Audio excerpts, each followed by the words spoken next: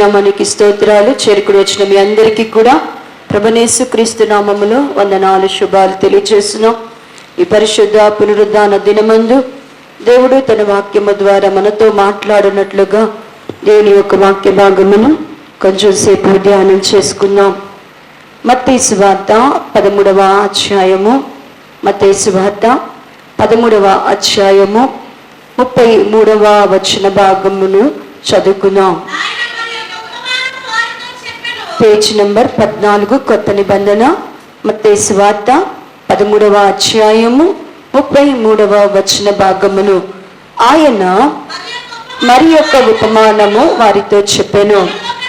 పరలోక రాజ్యము ఒక స్త్రీ తీసుకుని పిండి అంతయు పులిసి పొంగు వరకు 3 కొంచెముల పిండిలో దాచిపెట్టిన పుల్లని పిండిని పోలి ఉన్నది. ప్రార్థన చేద్దామండి. స్తోత్రము నాయన, ప్రేమ నమ్మకమైన తండ్రి, పరిశుద్ధుడా, జీవాధిపతి, అద్వితీయ దేవ, కృపా సత్య సంపూర్ణుడా, ఉన్నవాడా అనువాడా, నీకు వందనాలు ప్రభా. యెరూషలేము ప్రార్థనా మందిరమునందు ఈ పరిశుద్ధ పునరుద్ధాన దినమందు నీ సంగముగా కూడి నిన్ను ఆరాధించి సేవించడానికి మీరు మాకిచ్చిన మిక్కిలి అనుకూల సమయమును బట్టి స్తోత్రాలు చెల్లిస్తున్నాం. నీ పునరుద్ధాన బలమును మేము ఎరగాలి ప్రభా. నీ పునరుద్ధాన జీవమును మేము పొందుకోవాలా. నీ పునరుద్ధానపు శక్తి చేత మేము అభిషేకింపబడాలా. ఏలయనగా నిరీక్షణ లేని ఇతరుల వలె నాయనా ఈ జీవిత కాలము మట్టుకే మేము నిరీక్షణ కలిగి విశ్వాసం ఉంచిన ఎడల మా వంటి దౌర్భాగ్యులు ఇంకొకరు లేరు ప్రభా. ఏలయనగా మా కొరకు మీరు పునాదులు కలిగిన పట్టణాన్ని సిద్ధపరిచి ఉన్నారు. మా కొరకు ఒక రాజ్యమును మీరు స్థాపించి ఉన్నారు. అట్టి నీ మహిమ ప్రభావములు కలిగిన అయా నీ రాజ్యమందు మీతో కూడా మేము సదాకాలం ఉండవలనని నీ పరలోక రాజ్య మర్మములను మాకు బోధించచ్చు. నీ దయాపూర్వకమైన సంకల్పమును మాకు వెల్లడిపరచచ్చు. క్రీస్తునందు మమ్మలను సంపూర్ణులుగా చేసి భూమి మీద ఈ లోక సంబంధముగానైనను ఈ భూమి మీద నాయన మా శరీరము యొక్కయు మనసు యొక్క కోరికలను అనుసరించి నడుచుటకు మాత్రమే మేము జీవించు వారము కాక నాయన మాకు అనుగ్రహింపబడినటువంటి జీవమును ప్రభువా మేము నిరర్ధకము చేసుకొనక నా తండ్రి, కృపను నిరర్ధకము చేసుకొనక నీ ప్రేమ మాలో నిష్ఫలము కాకుండానట్లుగా, నీ ఆత్మ మాలో చల్లారిపోకుండానట్లుగా క్రీస్తు యేసు రక్తము చేత విమోచించి నీ స్వాస్థ్యముగా ఉండటకు ఏర్పరచబడిన మేము ఈ దీన శరీరములు నీ మహిమకు సమరూపము కలిగినవిగా ఈ దేహమునైనా పైనుండి వచ్చు గుడారమునైనా ధరించుకున్నటకు అమర్చుటకు వీలు కలిగినట్లుగా నీ కొరకు సిద్ధపడగలిగిన సంఘముగా, పెళ్లి కుమారుడుగా మీరు త్వరగా రాబోతుండగా పెళ్లి కుమార్తె సంఘముగా మేముండునట్లుగా మాలో ఉన్న ప్రాచీన స్వభావమును దాని క్రియలను లయపరచండి. మేము క్రీస్తు యేసు సంబంధులముగా నీ ప్రేమను ఎరిగిన వారముగా నీ వాక్యానికి లోబడ్డానికి కృప దయచేయండి. వాక్యమైన దేవా, నీ స్వరాన్ని స్థలములో వినబడచేయండి. వాక్యముతో మాతో మాట్లాడండి ప్రభువా. మీ స్వరమును వినగలిగిన చెవిని, మీ చిత్తాన్ని గ్రహించగలిగిన ఆత్మను మాలో ప్రతి ఒక్కరికి దయచేయమని నీ వాక్యమందు మేము లక్ష్యముంచే వారముగా, నీ వాక్యాన్ని విశ్వాసంతో అంగీకరించి గైకొనే వారముగా, నీ వాక్యములకు లోబడగలిగిన సమ్మతి కలిగిన మనస్సు కలిగిన వారముగా ఈ స్థలములో మమ్మల్ని ప్రతిష్ఠించండి నాయన. మానవుని స్వరాన్ని, నా జ్ఞానాన్ని మరుగుపరిచి నీ పరిశుద్ధాత్మతో అభిషేకించి సంగమునకు అవసరమైన నీ సత్యోపదేశమును ప్రభువా ఉపదేశించుటకు నా నోట వాడిగలిగిన నీ మాటలను, నీ స్వరమును నాలో మా ముఖాంతరములో నుండి మీరే బయలుపరిచి సంఘానికి కృపాక్షేమమును దయచేసి నిత్య జీవమును దయచేయమని యేసునామములో అడిగి ప్రార్థించి పొంది ఉన్నాము తండ్రి, ఆమేన్. మరి ఒకసారి అందరికీ వందనాలండి.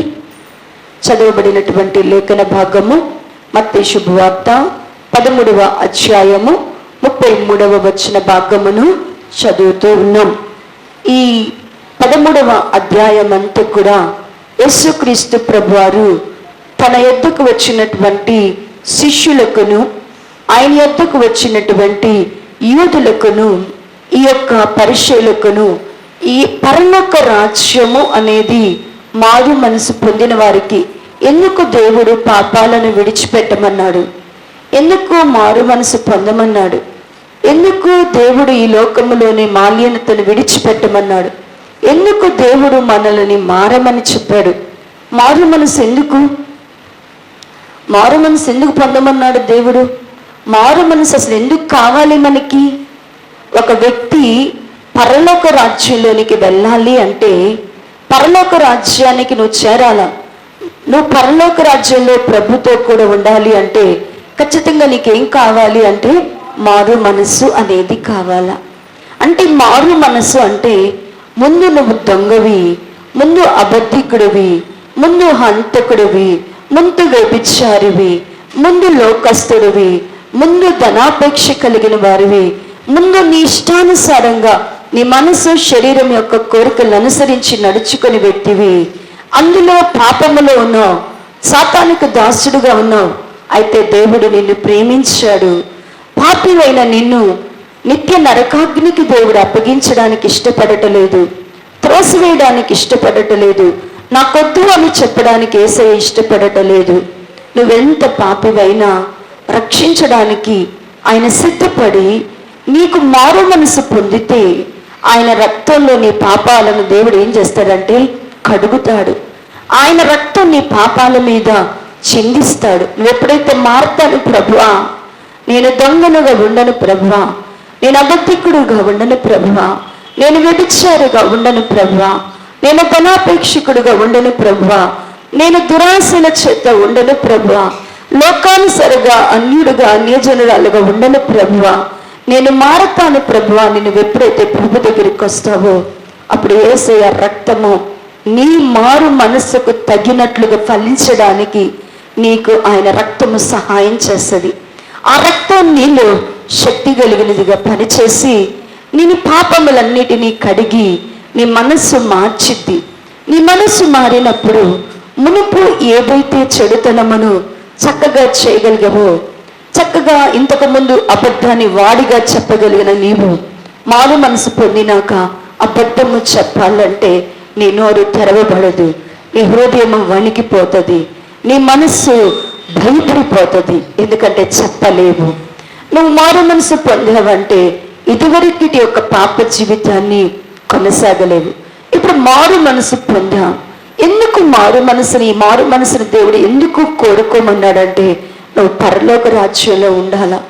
పరలోక రాజ్యములో పరిశుద్ధత మాత్రమే ఉంటుంది. మహిమ, పరిశుద్ధత, నీతి ఉండేది పరలోక రాజ్యం. మనము పరలోక రాజ్యము అంటే దేవదూతలు, మరి కోట్లాన కోడు దేవదూతలు, కెరాపులు, సరాపులు, పరిశుద్ధులు, నీతిమంతులు, ఆత్మలు, వీళ్ళందరూ పరలోకంలో ఉంటారు. నేను వారిలో ఉండాలి అనే ఆశ కలిగి ఉంటాం. పరలోక రాజ్యములు వారు ఉన్నారు అంటే వాళ్ళలో ప్రధానమైన లక్షణములు ఏంటి అంటే కనుక వారు పరిశుద్ధులుగా ఉంటారు. పరలోక రాజ్యములో ఎవరుంటారు అంటే పరిశుద్ధులు ఉంటారు. పరలోక రాజ్యం అంతా నీ దేవుని నీతితో నిండిపోయి ఉంటుంది. ఏముంటుంది అంటే కనుక దేవుని యొక్క నీతి నిండిపోయి ఉంటుంది. పరలోక రాజ్యం అంతా కూడా దేవుని యొక్క మహిమ ప్రభావములతో ఉంటుంది. అంటే ఆ మహిమ ప్రభావములలో నువ్వు ఉండాలా, ఆ యొక్క నీతిమత్వములో నువ్వు ఉండాలా, ఆయన యొక్క రాజ్యములో నీవు ఉండాలా. ఆయన రాజ్యములో నువ్వు ఉండాలి అంటే మారు మనసు పొందిన నీవు పరలోక రాజ్యములో ఉండాలి అంటే యేసు ప్రభు వారు నువ్వు మారు మనసు పొందిన తర్వాత నువ్వు ఖాళీగా కూర్చుంటే మరి 7 అపవిత్రాత్మలు వచ్చి నిన్ను పాడు చేస్తాయి. మారు మనసు పొందావు, అబద్ధాన్ని విడిచిపెట్టావు, మోసాన్ని విడిచిపెట్టావు, దుర్మార్గతను విడిచిపెట్టావు, అన్యాయాన్ని విడిచిపెట్టావు, ద్రోహాన్ని విడిచిపెట్టావు, వ్యభిచారాన్ని విడిచిపెట్టావు. మారు మనసు పొందాననుకొని నువ్వు ఖాళీగా ఉన్నావు అంటే మరి చెడ్డవైన 7 అపవిత్రమైన క్రియలు నీలోకి వచ్చి నిన్ను ఇంకా అపవిత్రపరుస్తాయి.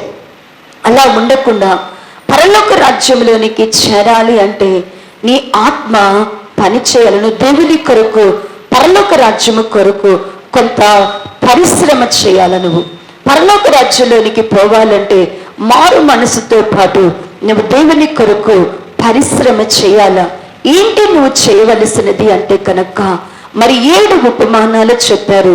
ఆ మొదటి ఉపమానములో విత్తువాని యొక్క ఉపమానములు అంటే దేవుని బిడ్డలైనటువంటి వారిలో వాక్యము ఫలించాల.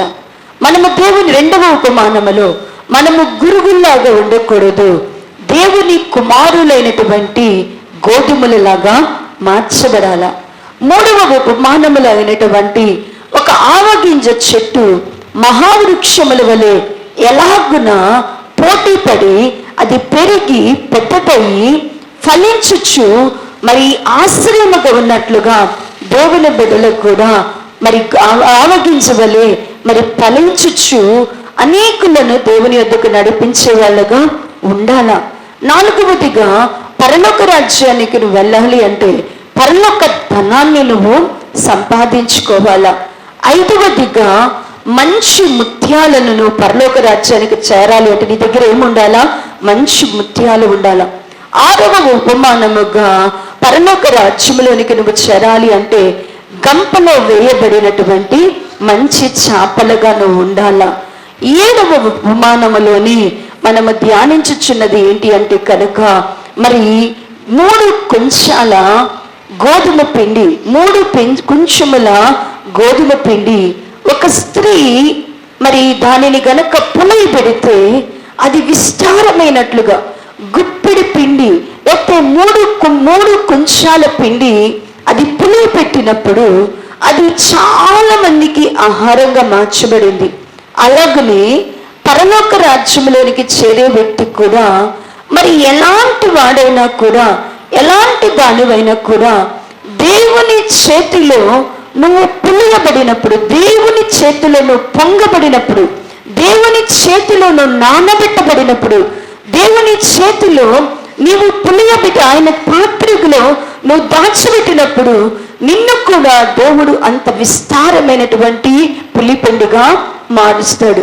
ఈ పులిసిన పిండిని గురించి చెప్పేటప్పుడు గడిచిన వారము యేసు ప్రభు వారు ఇక్కడ చెప్పినటువంటి పులిసిన పిండికిని బైబిల్లో మరి పులిపిండికిని తేడా ఏంటో మనము ధ్యానం చేసాం.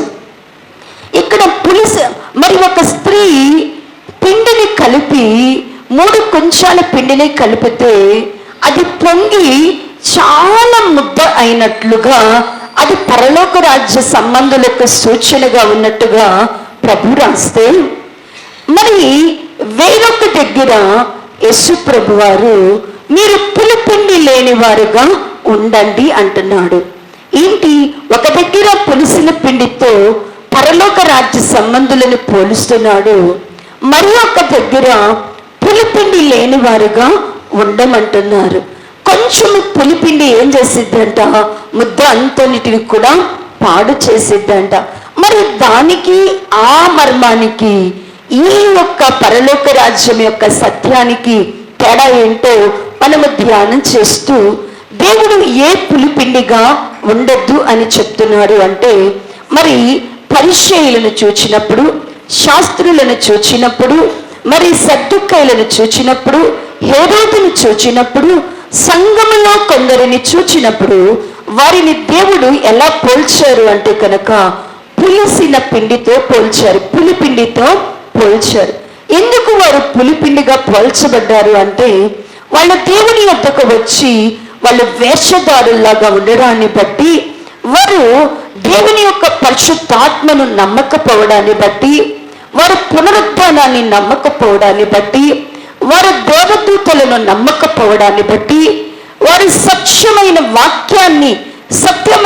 వాక్యానికి దేవుని మాటకు వారి విధేయతలు కాకపోవడాన్ని బట్టి, వారిలో ఉన్న దుర్మార్గతను బట్టి, దుష్టత్వమును బట్టి, పాప ప్రాచీన స్వభావాన్ని వారు వదులుకోకపోవడాన్ని బట్టి వారిలో ఏముందని దేవుడు మాట్లాడుతున్నారంటే పులిసిన పిండి ఉన్నది. ఆ పులిసిన పిండి ప్రమాదమైనది. ఆ పులిసిన పిండి ఏమైందంటే దేవుని బిడ్డల ఆత్మీయ జీవితానికి ప్రమాదం. కొంచెము దుర్మార్గత, కొంచెము దుష్టత్వము, కొంచెము అసత్యము, కొంచెము అవిధేయత, కొంచెము ఏం చేస్తుందంటే ముద్దంతటిని కూడా ఏం చేస్తుందంట, పాడు చేస్తుంది. మనం అలా ఉండకూడదని దేవుడు మాట్లాడి ఉన్నారు. అయితే ఇక్కడ చదవబడినటువంటి లేఖన భాగములో 3 కొంచెములైనటువంటి పిండి ఒక స్త్రీ చేతిలో పులియపెట్టబడినప్పుడు పాత్రలో అది విస్తారమైనట్లుగా పరలోక రాజ్యము కూడా ఉంటది అంట. అంటే ప్రియులారా, ఎంత కొంచెము పిండిని పులవబెట్టినప్పుడు అది కొద్ది మందికి 3 కొంచెములు అప్పటి వరకు గనకంట పిసికి వండితే అది ఒక 4 వస్తుందేమో, కానీ అదే పులియ చేస్తేనంట, అది పులిసితే కనుకంట అదంట ఒక 50 మందికి వాటిని ఏం చేయొచ్చంట, పంచి పెట్టొచ్చంట. అలాగని దేవుని బిడ్డలు కూడా దేవుని రాజ్యము విస్తరించాలి అంటే, దేవుని రాజ్యము మన ద్వారా విస్తరించాలంటే, నువ్వు ఎంత కొద్దిదానివైనా, నువ్వెంత కొద్దివాడివైనా దేవుని కొరకు పులియాల, దేవుని కొరకు విస్తరించాలా, దేవుని కొరకు నేను ఫలించాలా, దేవుని కొరకు నేను అభివృద్ధి చెందాలి అనేటువంటి ఆశ కనుక నీకుంటే, దేవుని కొరకు నీకు కనుక దేవుని కొరకు నేను విస్తరింపబడాలా, దేవుని కొరకు నేను వ్యాపింపబడాలా, దేవుని కొరకు నేను ఆత్మలను సంపాదించాలా, దేవుని కొరకు నేను ఫలించాలి అనే ఆశ నీకు కనుక ఉంటే, ఖచ్చితంగా దేవుడు ఈ పులిసినటువంటి పిండిని ఎలాగున ముద్దను ఆశీర్వదించాడు, నిన్ను నన్ను కూడా దేవుడు ఏం చేస్తాడంటే ఆశీర్వదిస్తాడు. అట్టి ఆశీర్వాదకరంగా మనం ఉండాలి. దానికి ఉండడానికి ఆయన మన ఎత్తును, మన లావును, మన యొక్క జ్ఞానమును, మన చదువును, మన ధనమును, మన అర్హతలను దేవుడు చూచే దేవుడు కాదు. దేవుడు ఏ ఒక్కరిని కూడా పరాక్రమము గలవాడని ఏ సైనికుడినన్నా దేవుడు ఏర్పాటు చేసుకున్నాడా? దేవుడు ఏ పరాక్రమము కలిగిన సైనికుడినన్నా మరి దేవుని యొక్క ప్రజలను రక్షించడానికి దేవుడు ఏర్పాటు చేసుకున్నాడా? చేసుకోలేదు.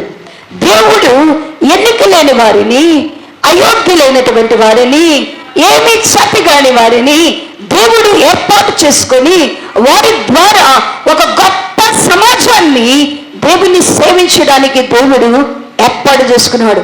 ఈ రోజుల్లో ప్రియులారా, నీవు నేను కూడా కొంచెము పిండిగా మనము పరలోక రాజ్యాన్ని విస్తరింప చేయగలిగినటువంటి ముద్దగా మార్చబడాలి అంటే, మన ద్వారా అనేకులు ప్రభు యొద్దకు నడిపించగలిగినటువంటి సైన్యముగా మనము చేయబడాలి అంటే, మనం ఎలా ఉంటే అది సాధ్యము. ఎవరిని దేవుడు ఎలాగునా అభివృద్ధి పరచగలడు? 3 కుంచాల పిండిని ఇంతగా పొంగజేసిన దేవుడు నిన్ను కూడా వృద్ధి చేయగలడు. 3 కుంచాల పిండిని అనేకులకు ఆహారముగా మార్చగలిగిన దేవుడు నిన్ను కూడా, నీ ద్వారా సంఘాన్ని ఇంత అభివృద్ధి చేయగలడు. నీ ద్వారా దేవుని యొక్క రాజ్యాన్ని అంతగా విస్తరింప చేయగలడు. అలా ఉండాలి అంటే నీవు దేవుని చేతులలో ఎలా మలచబడితే ఆ పిండిలాగా నీవు పులిసినటువంటి ఆయన చేతిలో పులియబెట్టబడిన పిండిలాగా మార్చబడతావు అంటే, దేవుని వాక్యము చెప్తుంది కదా. యెషయా గ్రంథము 49వ అధ్యాయము, యెషయా గ్రంథము 49వ అధ్యాయము, యెషయా గ్రంథము కొత్త నిబంధన 611వ పేజీ, 49వ అధ్యాయము, 49వ అధ్యాయము 1వ వచన భాగము నుండి 6వ వచనము వరకు.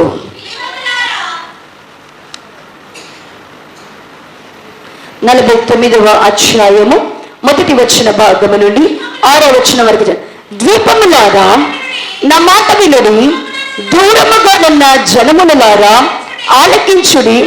నేను గర్భములో పుట్టగాని యెహోవా నన్ను పిలిచెను, తల్లి నన్ను ఒడిలో పెట్టుకొనినది మొదలుకొని ఆయన నా నామము జ్ఞాపకము చేసుకొనెను. నా నోరు వాడగలిగిన ఖడ్గముగా ఆయన చేసి ఉన్నాడు. తన చేతి నిండున నన్ను దాచి ఉన్నాడు, నన్ను మెరుగుపెట్టిన అంబుగా చేసి ఉన్నాడు, తన అంబుల పొదలో మూసి ఉన్నాడు. ఇజ్రాయేలు, నీవు నా సేవకుడవు, నీలో నన్ను మహిమపరుచుకొందును అని ఆయన నాతో చెప్పెను. ఆయనను వ్యర్థముగా నేను కష్టపడి తిని ఫలమేమీ లేకుండా నా బలమును వృద్ధాగా వ్యయపరుచుకొని తిని, నాకు న్యాయకర్త యెహోవాయే, నా బహుమానము నా దేవుని యొద్దనే ఉన్నది. యెహోవా దృష్టికి నేను ఘనుడనైతిని, నా దేవుడు నాకు బలమాయను. కాగా తనకు సేవకుడై ఉండి తన యొద్దకు యాకోబును తిరిగి రప్పించుటకు, ఇజ్రాయేలును ఆయన యొద్దకు సమకూర్చబడుటకు నన్ను గర్భమున పుట్టించిన యెహోవా ఈలాగు సెలవిచ్చుచున్నాడు. నీవు యాకోబు గోత్రపు వారిని ఉద్ధరించినట్లును, ఇజ్రాయేలులో తప్పించబడిన వారిని రప్పించినట్లును నా సేవకుడై ఉండుట ఎంతో స్వల్ప విషయము. భూ దిగంతముల వరకు నీవు నేను కలుగచేయు రక్షణకు సాధనమగుటకై అన్యజనులకు వెలుగయుండునట్లు నిన్ను నియమించి ఉన్నాను. ఒక వ్యక్తి దేవుని చేతిలో, ఒక స్త్రీ చేతిలో పులియబడినటువంటి పిండిగా మార్చబడాలి అంటే, ఒక వ్యక్తి పరలోక రాజ్యము కొరకై విస్తరింపబడాలి. చాలా మందికి బాధ ఉంటుంది, ప్రభువా నేను ఒక్క ఆత్మను కూడా నీ కొరకు ఏం చేయలేకపోతున్నాను, సంపాదించలేకపోతున్నాను, ఎందరో నశించిపోతున్నారు, నేను వారిని దేవుని రాజ్యంలోనికి ఏం చేయలేకపోతున్నాను, నడిపించలేకపోతున్నాను.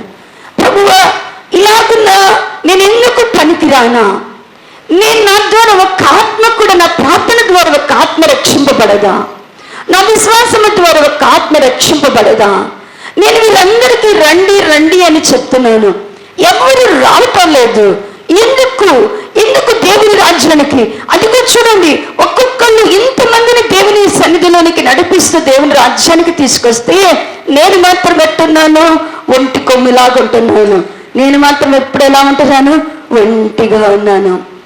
నేను నా భర్తకి రా అని చెప్తే, నా బిడ్డలకు రా అని చెప్తే వాళ్ళు ఏమంటారు, నువ్వు పో అంటారు, నువ్వు వెళ్ళిపో, నా సంగతి నాది, నీ సంగతి నీది అంటారు. మా పక్కన వాడికి చెప్తే మీ ఇంటిని రక్షించుకో, తర్వాత మా సంగతి చూద్దు అంటారు. నేను ఇంకెక్కడికైనా వెళ్ళి చెప్తే వాళ్ళేమంటారు కదా, మాకు చాలా మంది దేవుళ్ళు ఉన్నారు, మీరు దేవుడి సంగతి మీరు చూసుకోండి అంటారు. మరి పరలోక రాజ్యంలోనికి అనేకులు సమకూర్చబడాలంటే నేనేం చేయాలి ప్రభువా? నేనేం చేస్తే నాకు సాధ్యము? నేనేం చేయగలను? ఉప్పు 3 కుంచాలు పిండి అంతమందికి విస్తరించగా నీ నా జీవితంలో పరలోక రాజ్యం విస్తరించదా అంటే అంటున్నాడు కదా, విస్తరిస్తుంది. ఎప్పుడు విస్తరిస్తుంది అంటే, నీవు నా సేవకుడు అయితే. ఏమవ్వాలంట? దేవుని చేతిలో ప్రతి ఒక్కరు ఏమవ్వాలంట? దేవునికి సేవకుడు అవ్వాలంట. దేవుని చేత మనం ఏం పిలువబడాలంట? నీవు నా సేవకుడవు, నీవు నా సేవకురాలివి. ఎవరైతే దేవుని సేవకులుగా దేవుని చేతిలో మలచబడతారో, దేవుని సేవకుడుగా సేవకురాలుగా అవడానికి నీ మీద దేవుడేమో అభిషేకం ఇవ్వాల్సిన అవసరం లేదు. నువ్వు దేవుని సేవకుడుగా సేవకురాలుగా అవ్వడానికి నీ మీద పరిశుద్ధాత్మ నీకేమి కృపావరాలు ఉండాల్సిన అవసరం లేదు. దేవుని సేవకుడుగా సేవకురాలుగా ఉండడానికి నీకేమి తలాంతుల అవసరం లేదు. దేవుని సేవకుడు అంటే ఎవరు? దేవుని సేవకులు అంటే ఎవరు? ఇక్కడ చెప్తున్నాడు కదా, నువ్వు నా సేవకుడు అయ్యుండుట నా దృష్టికి ఇది చాలా స్వల్ప విషయం. దేవుని సేవకులుగా ఉండడం దేవుని దృష్టి ఎంతటండి? చాలా స్వల్ప విషయం. నువ్వు నా సేవకుడు అయితే, నువ్వు నా సేవకురాలు అయితే భూ దిగంతముల వరకు నేను రక్షణ సాధనంగా తీసుకెళ్తా. ఎక్కడ రక్షణ సాధనములు ఎవరిని మారుస్తారంట? దేవుడు సేవకుడిని మారు. నువ్వు నా సేవకుడు అయితే, నా సేవకురాలైతే భూదిగంతముల వరకు నేను రక్షణ సాధనంగా చేస్తాను. నువ్వెక్కడుంటావో ఆ చుట్టుపక్కల ఉన్న అన్య జనులకు నిన్ను వెలుగుగా చేస్తాను. దేవుని పిల్లలమైనటువంటి మనము దేవుని రాజ్యాన్ని విస్తరింపచేయాలా. మన ద్వారా దేవుని రాజ్యము విస్తరించాలా. నీ ద్వారా దేవుని రాజ్యంలోనికి అనేకులు ప్రవేశించాలా. దేవుని రాజ్యంలోనికి నువ్వు ప్రవేశించడానికి మార్గముగా, దేవుని మార్గముగా, దేవుని యొక్క త్రోవలను సరళమిచ్చే వ్యక్తిగా నీవు ఉండాలి అంటే మొదట దేవుని దృష్టికి నువ్వు ఎలా పిలువబడాలి అంటే కనుక నా సేవకుడువు, నా సేవకురాలని పిలుచుకోవాలా. ఎవరు ఈ సేవకులు? సేవకులు అంటే ఎవరు? పాత నిబంధనల్లో దేవుని యొక్క శిష్యులందరినీ కొన్ని నేను రిఫరెన్స్ చూపించను. పాత నిబంధనలో దేవుని వెంబడించి దేవుని ఎడల భయభక్తులు కలిగి దేవుని మాట వినే వాళ్ళందరినీ కూడా సేవకులు అని పిలిచేవాళ్ళు. దేవుని చెప్పినది చేసేవాళ్ళని, దేవుని మాట వినే వారందరినీ, దేవునికి భయపడి లోబడే వారందరినీ కూడా ఏమని పిలిచేవారు అంటే కనుక సేవకులు అని పిలిచేవారు. అందుకని వాళ్ళని సాక్ష్యం ఇచ్చేటప్పుడు దావీదు కూడా అంటాడు, నీ సేవకురాలు కుమారుడును, నీ సేవకుడును అంటాడు. ఆయన చాలాసార్లు మాట్లాడుతూ అయ్యా నేను రాజును, నేను గొర్రెల కాపరని అని చెప్పేవాడు కాదు.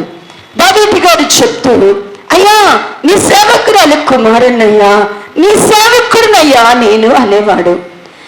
మరి ఎలీషా గారుల గురించి మాట్లాడినా మేము ఎవరిని సేవించుచున్నాం? మేము జీవము కలిగిన దేవునిని సేవించువారు. అంటే మేము ఎవరికి సేవ చేస్తున్నాం? జీవము కలిగిన దేవుని సేవిస్తాం.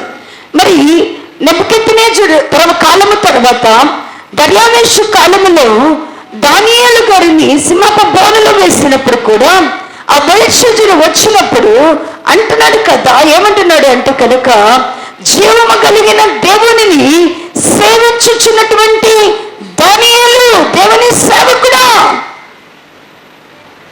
అంటే వాళ్ళు ఏం సాక్ష్యం పొందారు?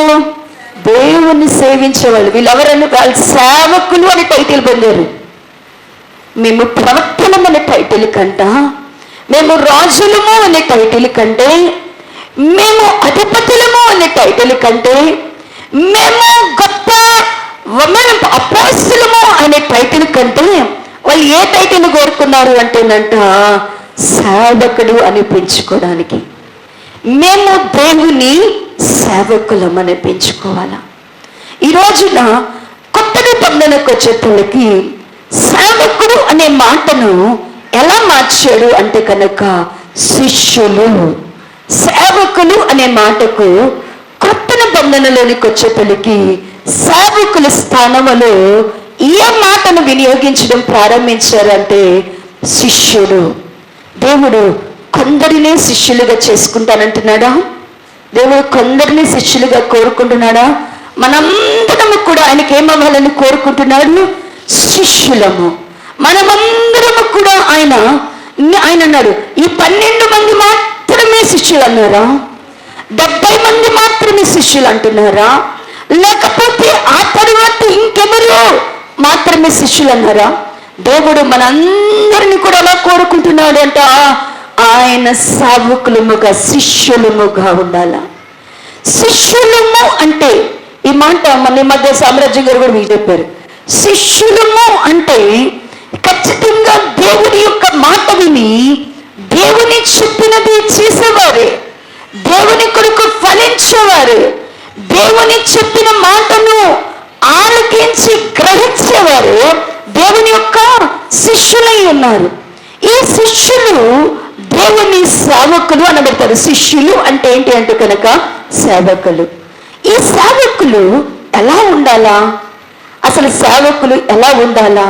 సేవకులు అనేవాడు ఎలా ఉండాలా? చూడండి, 2-3 మాటలలోనే మనం ముందుకు వెళ్ళిపోదాం. కీర్తనల భాగము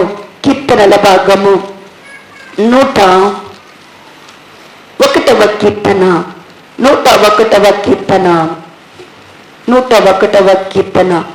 6వ వచన భాగమును చదవండి. 101వ కీర్తన 504వ పేజీ 6వ వచన భాగము చదవండమ్మా. నా యొద్ద నివసించినట్లు దేశంలో నమ్మకస్తులైన వారిని నేను కనిపెట్టుచున్నాను. నిర్దోష మార్గమందు నడుచువారు నాకు పరిచారకులగుదురు. మోసము చేయవాడు నా ఇంట నివసింపరాదు. అబద్ధములాడువాడు నా కన్నుల ఎదుట నిలవాడు అంటున్నాడు. చాలండి. దేవుని సేవకుడు అంటే ఎవరు? దేవుని సేవకుడైనటువంటి వారి యొక్క ప్రధాన లక్షణం ఏంటి అంటే ఇక్కడ దేవుడు చెప్తున్నాడు.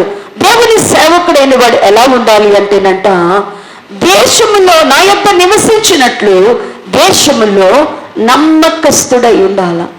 దేవుని సేవకుడిలో మొట్టమొదట ఏముండాలంటే, దేవుని యొద్దకు ఏముండాలంటే, అతనికి దేవుని యొద్ద అతను ఏం చూపించాలంట? నమ్మకస్తుడై ఉండాల. ప్రియులారా, దేవుడు అన్నాడు, నీవు నా సేవకుడై ఉండుట నా దృష్టికి ఎలాంటిది అంటున్నాడు? చాలా స్వల్పమైనది. నీవు సేవకుడై ఉండుట నా దృష్టికి చాలానండి. నిన్ను నేను సేవకుడిగా చేసుకుంటా, నిన్ను నేను సేవకురాలుగా చేసుకునుట నా దృష్టికి చాలా స్వల్పమైన విషయము. నువ్వు కనుక నా సేవకుడిగా ఉన్నావా అంటే బుద్ధిగంతముల వరకు నేను ఎలా మారుస్తాను అంటే రక్షణ సాధనంగా చేస్తాను. నువ్వు నా సేవకుడివై ఉన్నావు అంటే కనుక నీవెక్కడ ఉంటే అన్యజనుల మధ్య నేను వెలుగుగా ప్రకాశింపజేస్తాను. ఇప్పుడు నా సేవకుడు అవ్వాలి అంటే, నేను సేవకుడు కావాలి. ఎంతమంది సేవకులు అవుతారంటే, ఇప్పుడు అందరి చేతులు ఎత్తమంటే అందరం ఏమెత్తుతాం? ఎత్తేస్తాం. అందరికీ సేవకులు. అయితే సేవకుడుగా ఉండాలి అంటే నీవు దేవుని ఇంటిలో దేవుని ఎదుట ఎలా ఉండాలి అంటేనట, నమ్మకస్తుడవు. నమ్మకమైన వాని కొరకు దేవుని కన్నులు వెతుకుతున్నాయి. నమ్మకమైన దేవునికి ఏం కావాలంట? దేవుని ఎడల నీవు ఎలా ఉండాలా? నమ్మకంగా ఉండాలా. దేవుడు ఏమి చెప్పినా కూడా అది చేసే నమ్మకత్వము. దేవుని ఇంటిలో నీకేముండాలంట? నమ్మకత్వం ఉండాలా. దేవుని పనిలో నీకేముండాలా? నమ్మకత్వం ఉండాలా. దేవుని అప్పగించిన దాన్ని చేయడంలో నీకేముండాలా? నమ్మకత్వం ఉండాలా. దేవుని కార్యాల విషయంలో నీకేముండాలా? నమ్మకత్వం ఉండాలి. ఎవరైతే దేవుని ఇంటిలో నమ్మకముగా ఉంటారో నమ్మకమైన వారిని దేవుడు గ్రేడ్ చేస్తున్నాడు. ఏరుకున్నారు. ఎవరు నా సన్నిధిలో నమ్మకస్తులు అని చూస్తున్నారు. రెండవది అంటున్నాడు కదా, రెండవది అన్నాడు కదా, నిర్దోష మార్గమున నడవాల. వాళ్ళు ఏ నడవాలి? నమ్మకస్తులు అయి ఉండాలా. రెండవది ఏమై ఉండాలంట? నిర్దోషమైన మార్గములో, స్వార్థప్రియులముగా లేకపోతే బింకములాడువారుగా, మనము న్యాయాన్ని మన పక్షముగానైనా పరపక్షముగానైనా, నీతిని మన విషయంలోనైనా పరవిషయంలోనైనా మనం ఎప్పుడు నీతి తప్పి మాట్లాడకూడదు, న్యాయము తప్పి తీర్పు తీర్చకూడదు, అబద్ధములను ఆవరించకూడదు. దేవుని బిడ్డలు ఎప్పుడు కూడా దేవుని బిడ్డలకు ఏం కనబడాలి అంటే నీ నా అనే భేదాలు ఉండకూడదు. చాలా మందికి ఏమొచ్చేస్తాయి అంటే గనుక, మన అనే తల్లికేమో ఒక రకంగా మాట్లాడతాం, పర అనే తల్లికేమో అంటే ఏం చేస్తాం? ఇంకొక రకంగా ఉంటాం. చూడండి, అది తగాదాలు ఆడేటప్పుడు బాగా తెలిసిపోతుంది. తగాదా న్యాయం ఉన్నా కూడా మన వాళ్ళు ఓడిపోతున్నారంటే మనం ఏం చేస్తాం? రెట్టించి ఇంకేదో ఒకటి మాట్లాడేస్తాం. అది మనమైనా పరవారైనా, నీ విషయంలోనైనా ఇంకొకరి విషయంలోనైనా, మరి ఏ విషయంలో అయినా కూడా మనం ఎప్పుడు కూడా ఏ మార్గంలో నడవాలి అంటేనంట, నిర్దోషమైన మార్గంలోనే నడవాలి. నిర్దోషమైన మార్గాన్ని మనం ఎంచుకోవాలా. మనం ఏం చేసినా దేవుని దగ్గర ఏం చేయాలి అంటే కనుక, మనం ఎప్పుడు కూడా మన చేతులు నిర్దోషమైనవిగా, మన పాదములను ఎప్పుడు కూడా ఎలా చూపించుకోవాలి అంటే కనుక నిర్దోషమైనటువంటి పాదములుగా, చేతులుగా, హృదయముగా మనం చూపించుకోవాలా. నిర్దోషమైన మార్గములు నడిచేవారే దేవుని సేవకులుగా ఎంపిక చేయబడతారు. మూడవదిగా అంటున్నాడు కదా, మోసము చేయవాడు నా ఇంట ఉండరాదు అన్నాడు. ఎవరు ఏముండకూడదంట? ఇంకో లక్షణం పోవాల. మనలో ఏముండకూడదంట? మోసము అనేది మన గుణములో ఉండకూడదు. మోసము అనేది మన బుద్ధిలో ఉండకూడదు. మోసము అనేది మన క్రియల్లో ఉండకూడదు. మోసము చేస్తున్నాము అంటే మనల్ని దేవుడు సేవకులుగా ఏర్పాటు చేయడు. 4వదిగా అంటున్నాడు కదా, అబద్ధములాడువాడు నా కన్నుల ఎదుట నుండి ఏవైపు తొలగిపోవాలంట, నిలవరాదు. అబద్ధములాడేవాడు కూడా ఏముండకూడదంట. ఇప్పుడు మనం అనుకుంటున్నాం దేవుడు మన ద్వారా దేవుని రాజ్యాన్ని విస్తరింపబడాల అంటాం కదా. వారిలో ఒంటరి అయిన వారు 1000 మంది అవుతారు అంటున్నారు. ఎప్పుడు అవ్వాలి 1000 మంది? ఒంటరుడు ఎప్పుడు అవ్వాలి 1000 మంది? ఒక చెంగు పట్టుకొని 10 మంది వస్తారన్నారు. ఎప్పుడు రావాలి ఆ చెంగు పట్టుకొని 10 మంది? మనల్ని లాక్కుంటే చాలు, మనం వాళ్ళకి దొరకకుండే చాలు. ఎప్పుడు వస్తారు మన చెంగు పట్టుకొని 10 మంది? ఎప్పుడవుతాడు ఒంటరి వాడు 1000 మంది? ఒక్కడు పోయి 1000 మందిని కొడతాడంట, 2 పోయి 10,000 మందిని వేసేస్తారంట. ఎప్పుడు జరగాలి ఇది? ఒక్కడేమో 1000 మందిని పడతాడంట, 2 పోయి 10,000 మందిని కూల్చుకొని వస్తారంట. ఎప్పుడు సాధ్యం? ఎప్పుడు వాగ్దానం నెరవేర్చబడుతుంది ఇది? ఒక్కలము 1000 మంది ఎప్పుడు అవ్వగలము? ఒక్కలము 1000 మంది ఎప్పుడు కలగలము? 2 10,000 మంది ఎప్పుడు కాగలము? 5 పోయి 100 మందిని అంట 7 ద్రోవల తరం వస్తారంట. ఎప్పుడు సాధ్యం ఇది? ఎప్పుడు సాధ్యం ఇది? ఎప్పుడు సాధ్యము అంటే దేవుని దగ్గర నువ్వు సేవకుడు అనిపించుకోగలిగితే, నా సేవకుడైన యాకోబు, నా సేవకుడైన అబ్రామా, నా సేవకుడైన దానియేలు, నా సేవకుడైన ఇర్మియా, వాళ్ళు ఎలా పిలిపించుకున్నారండి. మనము దేవుని సన్నిధిలోనికి వస్తున్నాం. దేవుని సేవకుడు కానీ పిలిపడానికి దేవుడు ఏమైనా నీ ఇంటి వెండినంతను తెచ్చి నా దగ్గర పోయమంటున్నాడా? నీకు కలిగినంత ఆస్తిని అమ్మి నాకు ఇచ్చేయమంటున్నాడా? నువ్వు సేవకుడు అవడు దాని కొరకు నువ్వన్నీ మానేసి నా దగ్గరికి వచ్చేయమంటున్నాడా? అనడం లేదు కదా. నీకున్న ఈ జీవిత కాలాల్లో నువ్వు నమ్మకంగా ఉంటున్నావా? దేవుని ఎడల నిర్దోష మార్గాలను నడుస్తున్నావా? మోసాన్ని మానేసావా? అబద్ధాన్ని విడిచిపెట్టావా? ఈ 4 నువ్వు కనుక నేర్చుకోగలిగితే నిన్ను సేవకుడు అని పిలవడానికి నాకే అభ్యంతరము లేదంటున్నాడు దేవుడు. నిన్ను సేవకుడిగా చేసుకొనుట నాకు స్వల్ప విషయము అని మాట్లాడుతున్నాడు. ఇంకా దేవుని సేవకుడు అంటే ఎవరు అంటే కనుక చూడండి, యోహాను సువార్త 12వ అధ్యాయము, యోహాను సువార్త 12వ అధ్యాయము, యోహాను సువార్త 12వ అధ్యాయము, 12వ అధ్యాయము 24 నుంచి 26 వరకు చదవండి. యోహాను సువార్త 12వ అధ్యాయము 12వ అధ్యాయము 24 నుంచి 26 వరకు, పేజీ నంబర్ 93. గోధుమ గింజ భూమిలో పడి చావకుండని ఎడల అది ఒంటుగానే ఉండును, అది చచ్చిన ఎడల విస్తారముగా ఫలించును. తన ప్రాణమును ప్రేమించువాడు దాన్ని పోగొట్టుకొనును. ఈ లోకములో తన ప్రాణమును ద్వేషించువాడు నిత్య జీవము కొరకు దానిని కాపాడుకొనునని మీతో నిశ్చయముగా చెప్పుచున్నాను. ఒకడు నన్ను సేవించిన ఎడల నన్ను వెంబడింపవలను, అప్పుడు నేను ఎక్కడ ఉండునో అక్కడ నా సేవకుడు ఉండును. ఒకడు నన్ను సేవించిన ఎడల నా తండ్రి అతనిని ఘనపరచును. సేవకుడు అంటే ఎవరు ఇక్కడ చెప్తున్నాడు. సేవకుడు అనే మాటకు యేసుక్రీస్తు ప్రభు అర్థం ఇవ్వడానికి కొరకు ఒక మాట చెప్తున్నాడు. గోధుమ గింజ భూమిలో పడి చావకపోతే అది ఎలా ఉంటుందంట? ఒంటిగా ఉండదంట. గోధుమ గింజ భూమిలో పడి చావకపోతే, చావనటువంటి గింజ ఎన్ని రోజులైనా కూడా ఎట్టుంటుంది? అది గోధుమ గింజ చావకపోతే అది అన్ని రోజులు ఎన్ని సంవత్సరాలు పోయి చూసి వచ్చినా అక్కడ ఎట్టుంటుంది? ఎన్ని గింజలు కనపడతాయి? ఒక్కటే గింజ ఉంటుంది. అదే గోధుమ గింజ భూమిలో పడి చచ్చిపోతే మాత్రం అదేమైందంట? విస్తారంగా ఫలిస్తుంది. విస్తారంగా మనము ఫలించకపోవడానికి, విస్తారముగా నీ ద్వారా దేవుని యొక్క రాజ్యము విస్తరించకపోవడానికి మనం అనుకుంటూ ఉంటాము.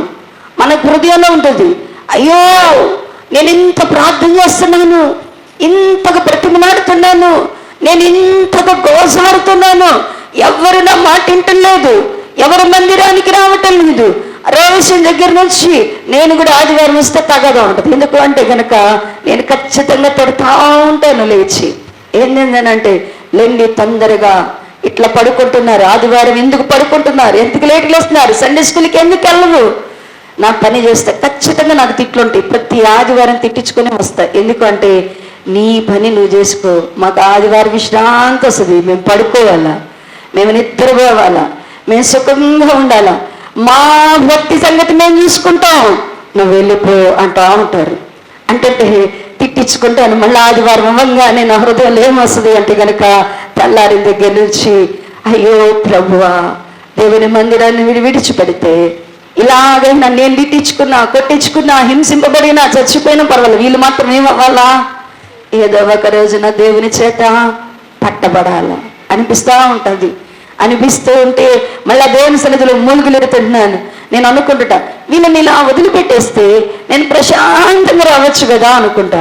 కానీ అనిపిస్తుంది అనమాట, నేను వదిలిపెడితే ఏమొస్తుందంటే కనుక వాళ్ళకి పరిపూర్ణమైన స్వతంత్రత ఇంకా అస్సలు మానేస్తారు, ఇంకా అస్సలు పోగొట్టుకుంటారు. మళ్ళీ అంటాను, ప్రభు ఆరక్షణ నీ ఆధీనంలో ఉంది, నేను పడుతున్న ఈ ప్రసవ వేదన, నా హృదయంలో ఉన్న వేదన చూస్తే వాళ్ళ హృదయాలను సాధ్యమైతే కదిలించు ప్రభువా. అవసరమైతే నేను చనిపోయినా వీళ్ళు రక్షింపబడతారు అంటే, నేను చనిపోయినా కొందరైనా రక్షింపబడతారు అంటే నా ప్రాణాన్ని పెట్టడానికి నేను అడ్డు చెప్పను ప్రభువా అనుకుంటాను. నేను వచ్చే ప్రతిసారి అనుకుంటా, నా ప్రాణం పోయినా కొంతమంది రక్షింపబడతారంటే నేను నా ప్రాణాన్ని ఇవ్వడానికి నేను ధైర్యంగా నీ ముందుకు వస్తాను ప్రభువా అనుకుంటా. ఎందుకు అనుకుంటాను అంటే, ఒక గోధుమ గింజ భూమిలో పడి చావకపోతే అదేమవ్వదంట? విస్తారంగా ఫలించదంట. గొడవలు పడమని, అరవమని, కేకలు వేయమని కాదు చెప్పేది. ఏంటి అంటే కనుక నీవు ఒక ఆత్మ కొరకు ఎంత పరితపిస్తున్నావు, నీ ప్రాణం కంటే నీ నశించిపోతున్న ఆత్మల విషయంలో నీకు ఉన్నటువంటి ప్రేమ ఎంతది, ఎంత ప్రేమను కలిగి ఉన్నావు, ఎంత భారాన్ని నువ్వు కలిగి ఉన్నావు, ఎంత వేదనను కలిగి ఉన్నావు. యేసు ప్రభు వారు కనుక తన ప్రాణాన్ని మన కొరకు పెట్టకపోతే మనలో ఎవరైనా రక్షింపబడే వాళ్ళమా? మనకు నూతన స్వభావం వచ్చుండేదా? అంటే ఏ విధము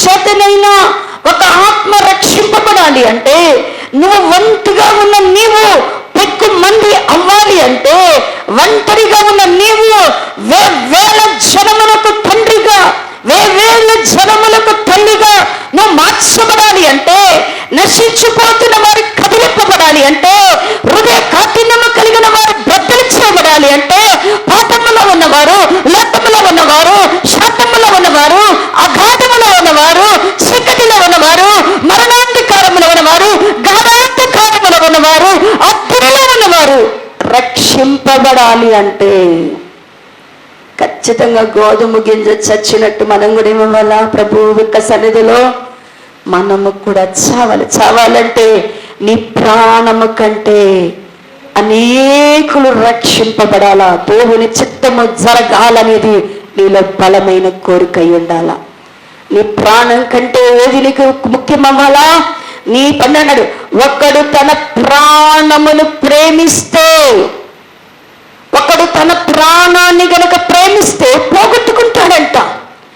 తన ప్రాణమును నిత్య జీవము కొరకు, తన ప్రాణమును దేవుని చిత్తము చేయడానికి కొరకు, తన ప్రాణమును ఆత్మల రక్షణ కొరకు, తన ప్రాణమును దేవుని యొక్క రాజ్యం యొక్క కొరకు ఆ వ్యక్తి పెట్టగలిగిన వారైతే అలాంటి వారిని అంటాడు నాడు దేవుడు, నా సేవకుడు. దేవుని సేవకులైన వారు ఆత్మలను సంపాదించడానికి, వారి హృదయంలో దేవుని చిత్తమును చేయడానికి, దేవుని యొక్క మాటకు లోబడడానికి, దేవుని కొరకు ఏదైనా చేయడానికి వారి దగ్గర ఏముంటుంది అంటే కనుక వారి ప్రాణం కంటే దేవుని యొక్క మాట, దేవుని ప్రేమ, దేవుని చిత్తము బలమైనదిగా ఉంటుంది. అలాంటి వారిని దేవుడు ఏమంటాడు అంటే కనుక, నా సేవకుడు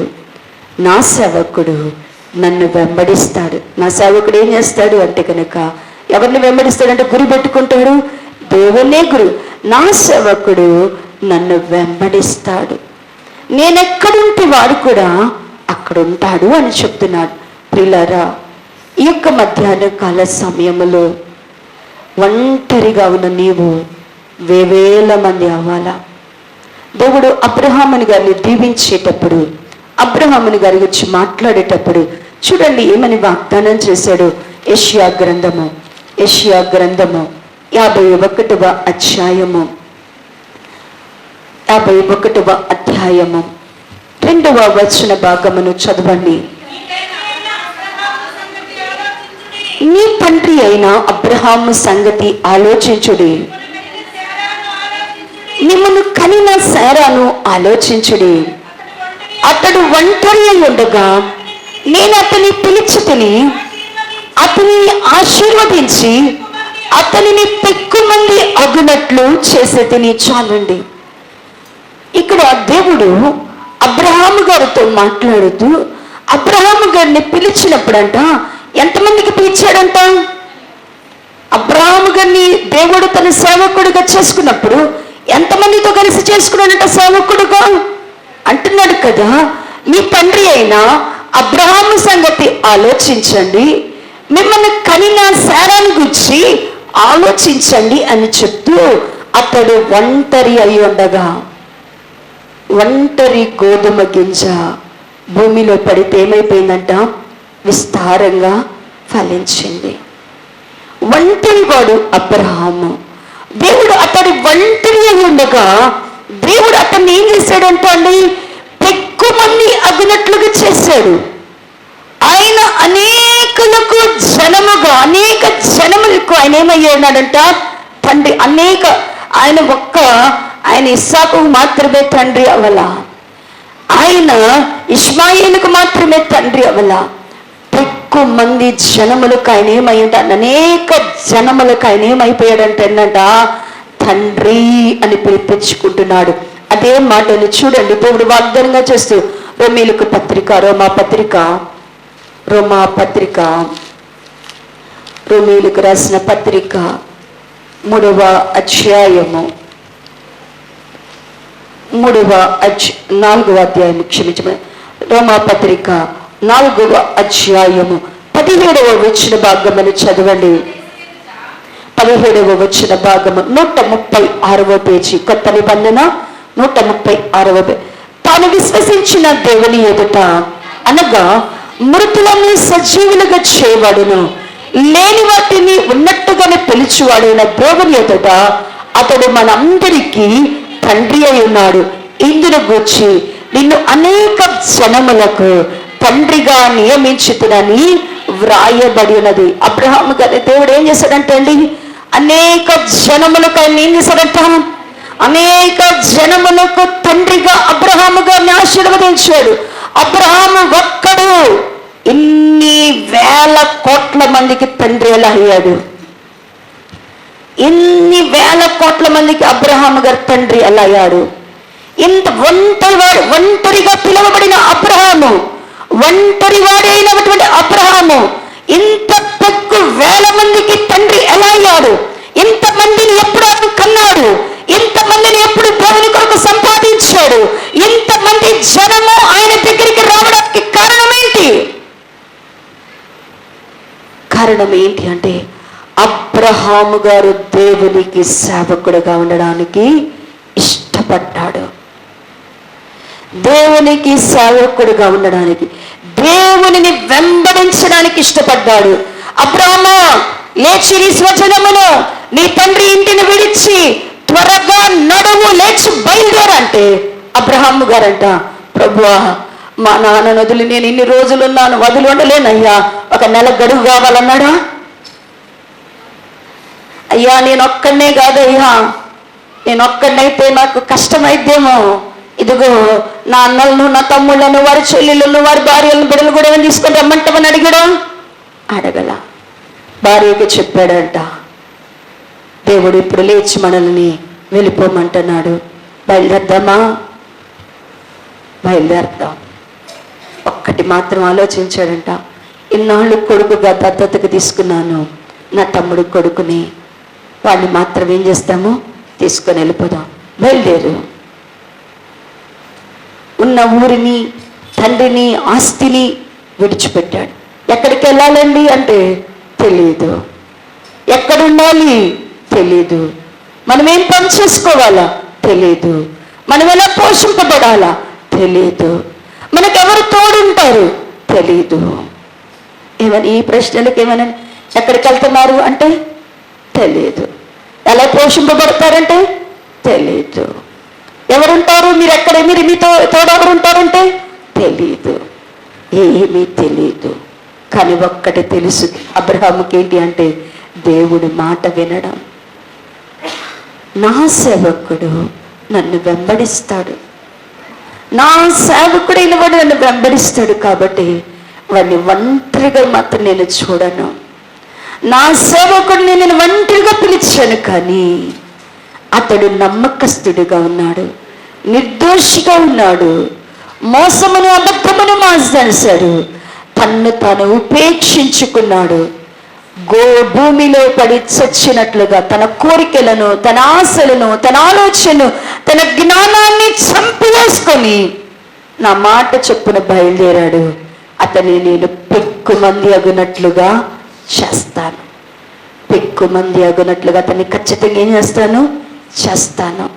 భూ దిగంతములకు అతన్ని నేను ఎలా చూపిస్తానంటే రక్షణ సాధనంగా ఎత్తిపడతాను. అన్య జనుల మధ్య నేను అతన్ని ఎలా ఎత్తిపడతానంటే వెలుగుగా ఎత్తిపడతాను. ప్రియా దేవుని బిడ్డలారా, దేవుని సన్నిధికి వస్తున్నాం. ఇదే నీ కుటుంబము రక్షింపబడాలన్నా, నీ బంధువులు రక్షింపబడాలన్నా, నీ చుట్టుపక్కల ఉన్నవారు రక్షింపబడాలన్నా, అనేకులు దేవుని కొరకు నీ ద్వారా రావాలి అంటే, నిన్ను దేవుడు కూడా ఆయన ఎలాగున్న మార్గమై ఉన్నాడో నువ్వు అలా మార్గంగా మార్చబడాలి అంటే, ఖచ్చితంగా నువ్వు ఎలా పిలువబడాలి అంటే కనుక సేవకుడై ఉండాలి. నువ్వు సేవకుడుగా ఉండడం సాధ్యమైతే ఆయనే ఇక నిన్ను మెరుగుపెడతాడు. ఆయన ఇంక నువ్వేం లేదు, ఆయన సేవకుడు అయితే చాలా. అక్కడ మనం చదివినటువంటి లేఖన భాగములో 49వ యెషయా గ్రంథ భాగములో అంటాడు కదా, 49వ యెషయా గ్రంథములో మొదటి వచనముల నుండి చదువుతున్నాను. తల్లి నన్ను ఒడిలో పెట్టుకున్నది మొదలుకొని ఆయన నా నామము జ్ఞాపక, నా నోరు వాడిగల ఖడ్గముగా ఆయన చేసి ఉన్నాడు, తన చేతి నీడలో నన్ను దాచి ఉన్నాడు, నన్ను మెరుగుపెట్టి అంబుగా చేసి ఉన్నాడు, ఆయన అంబుల పొదలో మూసి ఉన్నాడు. ఒక 2 నిమిషాలు.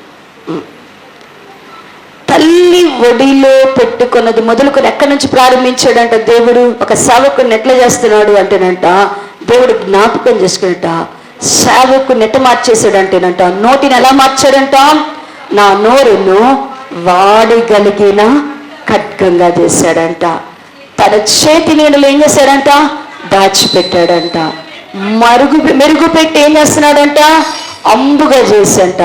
ఎక్కడ పెట్టేసుకున్నాడు? తీసుకొని అంబులు పొదిలో పెట్టాడు.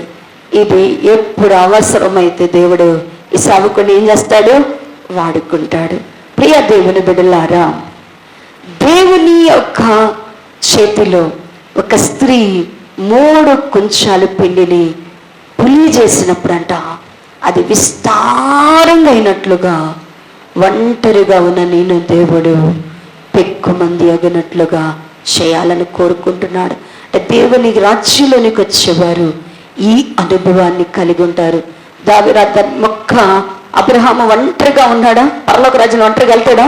దేవుడు ముందే చెప్పాడు, అనేక జనములను నీ ద్వారా వస్తాయి అన్నారు. ఇంకొక మాట హెడ్డింగ్ చెప్పి వచ్చేవారు ధ్యానం చేద్దాం. యెషయా గ్రంథము 60వ అధ్యాయము. యెషయా గ్రంథము 60వ అధ్యాయము. యెషయా గ్రంథము 60వ అధ్యాయము 22 భాగము చదవండి. యెషయా గ్రంథము 60వ అధ్యాయము 22వ వచన భాగము. వారిలో ఒంటరి అయిన వాడు 1000 మంది అగును, ఎన్నిక లేనివాడు బలమైన జనమగును. యెహోవానగు నేను తగిన కాలమున ఈ కార్యమును త్వరపెట్టుదును. ఒంటరి అయిన వాడు ఏమవబోతున్నాడంట? ఒంటరి అయిన వాడు 1000 మంది అవ్వబోతున్నాడు. ఎన్నిక లేనివాడు ఏ జన్మ అవ్వబోతున్నాడంట? బలమైన జనముగా చేయబోతున్నాను. యెహోవానగు నేను ఈ కార్యాన్ని ఏం చేయబోతున్నానంట? తగిన కాలమందు త్వరపెట్టి దేవుడు ఏం చేయబోతున్నాడంట? చేయబోతున్నాడు. ఎవరు ఇలాగున విస్తరించగలరు? ఒంటరి అయిన వాడు ఎలాగ 1000 మంది కాగలడు? ఎన్నిక లేనివాడు బలమైన జనముగా ఎప్పుడు చేయబడగలడు? ఎప్పుడు చేయబడగలడు అంటే మొదటి వచ్చిన భాగము చదవండి. నీకు వెలుగు వచ్చినది, లెమ్ము తేజరిల్లుము, యెహోవా మహిమ నీ మీద ఉదయించును. ఒంటరి అయిన వాడు 1000 మంది అవ్వాలంటే, ఎన్నిక లేని వారు బలమైన జనముగా చేయబడాలి అంటే మన దగ్గరికి ఏం వచ్చి ఉన్నదంటే ఇప్పుడు వెలుగు నీ వద్దకు వచ్చి ఉన్నది. నీ దగ్గరికి ఏమొచ్చింది? వెలుగు వచ్చినది. యెహోవా మహిమ నీ మీద ఏం చేస్తుంది? వెలుగు నీ వద్దకు వచ్చినది. ఇప్పుడు వెలుగు నీ మీద ఉన్నది. వెలుగు దేవుని యొక్క మహిమ నీ మీద ఉదయించుచున్నది. ఇప్పుడు నువ్వు ఎలా చేయబడాలా? వెలుగు నీ మీదకు వచ్చి ఉండగా, వెలుగు నీ వద్దకు వచ్చి ఉండగా, దేవుని మహిమ నీ మీద ఉదయించుండగా, దేవుని మహిమ నీలో ఉదయించి ఉండగా నువ్వు ఎలా ఉంటే 1000 మంది కాగలవు.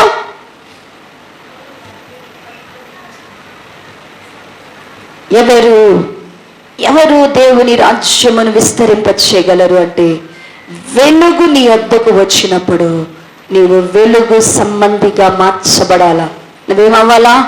వెలుగు నీ వద్దకు వచ్చినది, మహిమ నీ వద్దకు వచ్చినది.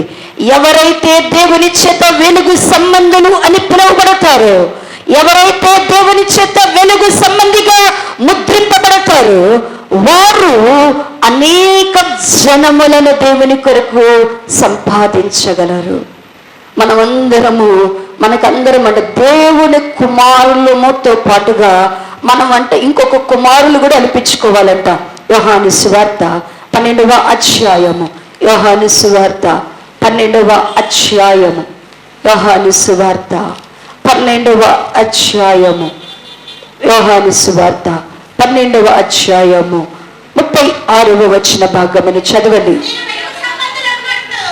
మీరు వెలుగు సంబంధులు అగునట్లు మీకు వెలుగుండగానే వెలుగునందు విశ్వాసముంచుడని వారితో చెప్పాను. 94వ పేజీలో ఉంటుందండి కొత్త నిబంధన. ఈ యొక్క దేవుడు మాట్లాడుతున్నాడు. వెలుగు నీ వద్దకు వచ్చినది. వెలుగు వచ్చిన తర్వాత నువ్వు వెలుగును కాదనుకోకూడదు. వెలుగు నుంచి నువ్వు తప్పించుకోకూడదు. నీ వద్దకు వెలుగు వచ్చినప్పుడు, ఆ వెలుగు నీ మీద ప్రకాశిస్తున్నప్పుడు, దేవుని మహిమ నీ మీద ఉదయిస్తున్నప్పుడు, దేవుని మహిమ నీ వద్దకు వచ్చినప్పుడు ఖచ్చితంగా నువ్వు ఎలా మార్చబడాలా? వెలుగు సంబంధిగా మార్చబడాలా. వెలుగు నీ వద్దకు వచ్చినప్పుడు వెలుగు సంబంధిగా మార్చబడితే నువ్వు ఒంటరి దానివైనా, ఒంటరి వాడైనా 1000 మందిని 10,000 మందిగా నువ్వు మార్చబడగలుగుతావు. బలమైన జనము నీ ద్వారా దేవుడు తన రాజ్యం కొరకు ఏర్పాటు చేయగలరు. ఈ వెలుగు సంబంధులు కావడానికి కొరకంట దేవుడు మాట్లాడుతున్నాడు. ఇదిగో ఈ వెలుగు ఎవరంట? వెలుగు వచ్చి ఉన్నది అంటే వెలుగు ఎవరంట? వెలుగు యేసు ప్రభువారే వెలుగై ఉన్నాడు. యేసుక్రీస్తు ప్రభువారిలో ఉన్న ఆ వెలుగు, యేసుక్రీస్తు ప్రభువారిలో ఉన్న ఆ జీవపు వెలుగు వచ్చి నువ్వు ఏమవ్వాలంట? జీవపు వెలుగు నీలోనికి వచ్చింది. యేసుప్రభు వెలుగు నీలోనికి వచ్చినప్పుడు నీవు వెలుగు సంబంధిగా మార్చబడాలా. నీవు వెలుగు సంబంధిగా మార్చబడితేనే నీవు వేవేల జనమును ప్రభు కొరకు సంపాదించగలవు. ఆ వెలుగు సంబంధిగా నువ్వు మార్చబడాలి అంటే నీ యొద్దకు వచ్చిన వెలుగును బట్టి, నీ యొద్దకు వచ్చిన వెలుగు జీవపు వెలుగు అయిన యేసును బట్టి నీవు వెలుగు సంబంధిగా మార్చబడాలంటే నువ్వేం చేయాలో మిచ్చవారం ధ్యానం చేద్దాం. అట్టి కృపాదేవుడి సంఘానికి దయచేయుగాక.